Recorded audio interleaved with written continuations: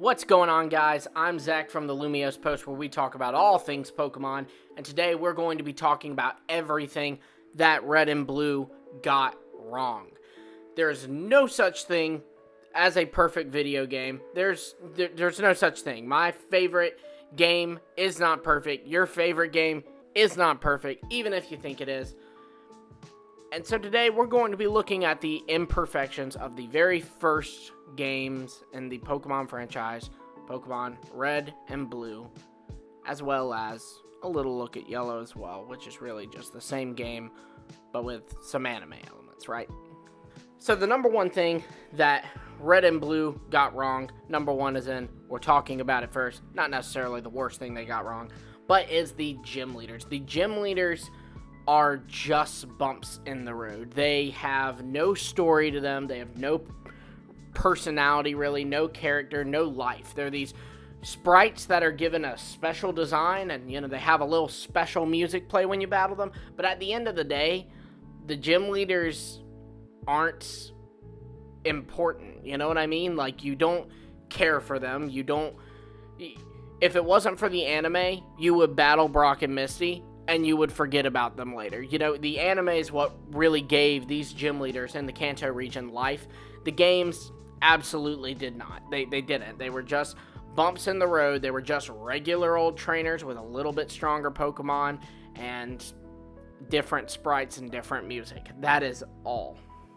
Now, you could argue that they did the same thing with the Elite Four. You could say, well, the Elite Four is the same way in Kanto. Why are you not complaining about that? But I think it's a little different with the Elite Four because they can, and I think maybe even should, have a bit of mystery surrounding them. It's part of their mysteriousness that makes them so powerful. But since the gym leaders are kind of these everyday thing that any trainer can take on, you don't have to have all 8 badges to take on a gym leader like you do the Elite Four. They shouldn't be that. They should have a little more life to them, and I just feel that they didn't, so there wasn't a lot of pleasure in beating them. There wasn't a lot of pleasure in battling them. There wasn't any memory of them if it wasn't for the fact that when I played these games, I was obsessed with the anime, so I knew very much about Brock and Misty and even these other trainers as well. I mean, we all know that Sabrina is like freaking insane in the anime, but she's not in the games. It's just a perfect illustration of how these games did not give much light to these characters, but the anime did. Now, the number 2 thing on Red and Blue is really about Kanto as a whole, but obviously Kanto was the region introduced in Red and Blue and was the one used in Red and Blue, so it is an issue with Red and Blue, and that is that the routes and cities are all just much of the same. They're all just cluster of buildings with a Pokemon Center and a Pokemart, and the routes are just linear paths with some tall grass you can go in. That's really it. There's of course some diversity in them, like you have a water route, cycling roads a little different, but overall most of the paths feel exactly the same. I mean, I know to me the route between Cerulean City and the Kanto Power Plant feels very similar to the route between Pewter City and Mount Moon.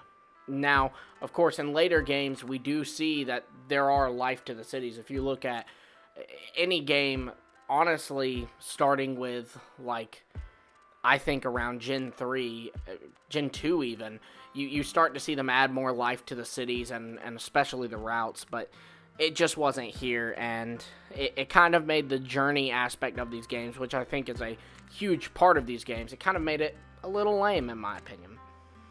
Now, the last thing we're going to talk about that Red and Blue got wrong, this is another one that I think is really big, and I think this is common with games back then, is that there wasn't much of a story. Now, don't get me wrong, in Red and Blue, you had to fight Team Rocket at the Saffron City's Sylph Company, and you had to deal with them in their hideout below the Celadon City Casino or whatever game corner, but there wasn't anything really going on. There was no giant plot or anything. The villains were just kind of there, and I think it's fine to have villains that way, but I think there should be a plot of some kind. I mean, Mewtwo's just this random Pokemon you find in a cave. Again, it kind of feels like a gym leader in the sense that it doesn't have a lot of life to it if it wasn't for the anime. Now, of course, you do have the Pokemon Mansion on Cinnabar Island does kind of add some lore and depth to Mewtwo's story, but given that that's an optional area and you're not forced to explore it, you're not forced to learn about Mewtwo's story. So you can play through these games and Mewtwo is just kind of any old mon. It's no different than Zapdos, Articuno, and Moltres, when we know it should be. It's one of the most intelligent, if not the most intelligent Pokemon of all time, and it's incredibly powerful. It's capable of so much, and yet it's just kind of here in a cave with no explanation. And yeah, you can learn about it, but you know, if you're a little kid and you're just wanting to go ahead and go to the 8th gym after beating Blaine, you might skip the Pokemon Mansion and you'll never learn about Mewtwo. That's just my personal opinion. Of course, all of these things are things I believe that Red and Blue got wrong, but you may like these things, and you may have some other things that you feel like Red and Blue did wrong. So on that note, be sure to let me know in the comments below the things that you think Red and Blue really messed up, really dropped the ball on, and let me know what you think of this list. Do you agree? Do you disagree? Let me know.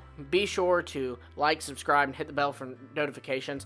I'd love to go through all of the different games, the different Pokemon games, and talk about the things they got wrong and the things they got right.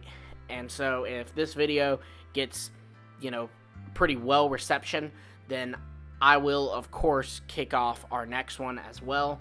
I really enjoy this series. It's fun to kind of analyze the Pokemon world in this light. And just do remember, just because there's something wrong with the game doesn't mean it's a bad game. Until next time, I will see all of you later.